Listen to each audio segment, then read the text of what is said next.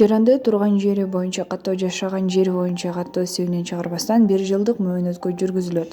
Өзүнүн жашаган жери болуп саналбаган турак жайга 45 календардык күндөн ашык мөөнөткө тура турган убактылуу жашай турган жерине келген жаран келген күнүнө тартып 5 жумушчу күндүн ичинде белгиленген формадагы арызы менен ыйгарым укуктуу органга кайрылууга милдеттүү.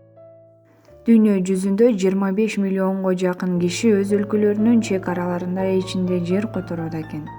Кыргызстандын статистикасына карай турган болсок, акыркы 5 жылдын ичинде Кыргызстандын чегинде 180.804 киши жер которгон. Анын ичине шаардын 93.078 киши көчүп барып, жыл сайын жер которгон жалпы саны 18.615.